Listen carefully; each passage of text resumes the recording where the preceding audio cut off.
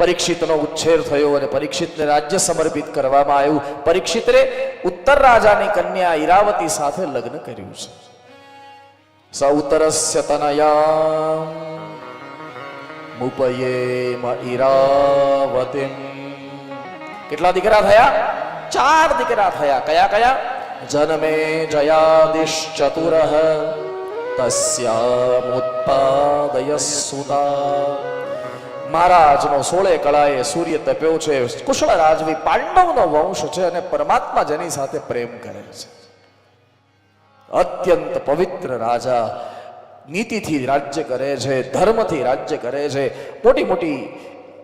મોટા ધૂન લાગેલી કે મોટા મોટા યજ્ઞ થવા જોઈએ અને પરિણામે અશ્વમેધ યજ્ઞો કરાવે છે. કૃપાચાર્ય આચાર્ય છે અને 3 અશ્વમેધ યજ્ઞ ભગવાનના ભક્ત એટલે કે પરીક્ષિતજીએ પૂરા કરી લીધા છે. 4થો યજ્ઞ ચાલે છે અને 4થા યજ્ઞમાં એક ઘટના ઘટી. સરસ્વતીના કિનારે ભગવાન એટલે કે પરીક્ષિતનો અશ્વ આવ્યો, રથ આવ્યો. સામે એક બળદ અને ગાયને કાળો પુરુષ ફટકારે છે. હા, ફટકારે છે. પરીક્ષિતનું ધ્યાન ગયું. પરીક્ષિતે વિચાર કર્યો કે અરે આ મૂંગા પશુઓ પર અત્યાચાર એ રાજાનું શાસન સર્વદા ધિક્કારવા લાયક છે. સાહેબ, જેના શાસનમાં મૂંગા પશુઓ પર અત્યાચાર થતો હોય.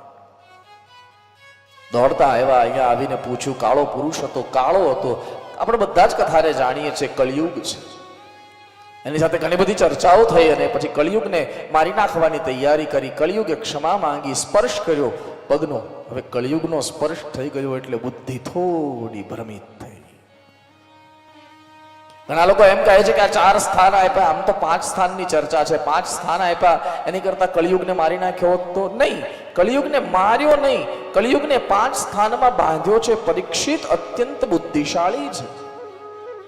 જો મારી નાખ્યો હોત ને તો પાછો જન્મી ગયો હોત અને પાછો 5000 વર્ષનો થઈ ગયો હોત. નહીં, પરીક્ષિત ભગવાને એ કળિયુગને 5 જગ્યાએ સીમિત કરી દીધો છે. પહેલી, દ્યુતમ.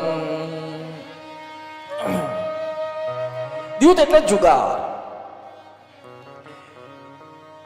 અસત્યના રૂપમાં કળિયુગ એમાં નિવાસ કરે છે.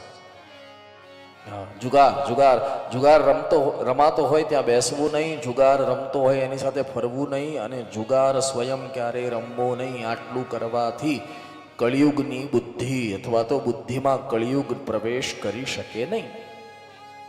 પાનમ. બીજું, પીવું. પીવું એટલે જ્યુસ ને શરબત ને દૂધ ને એ બધું નહીં, ઓલું. હા, શરાબના પાનમાં કળિયુગ. શરાબનું પાનમાં મદના રૂપમાં તતો નૃતમ મદમ. મદના રૂપમાં કળિયુગ વસે છે. સ્ત્રીય સુનાદ. વ્યભિચારના વિચારોમાં કળિયુગ છે. અને સુનાદ. સુનાદ એટલે વધ. વધ એટલે હિંસક મનોવૃત્તિ, માંસાહાર આદિમાં કળિયુગ છે. આ 4 સ્થાન આપ્યા. બધા જ સ્થાન હતી.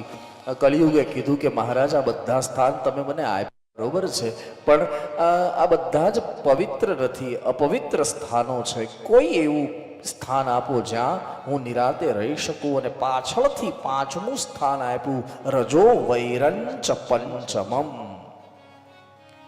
અનીતિની સંપત્તિ સુવર્ણમાં નિવાસ આપ્યો.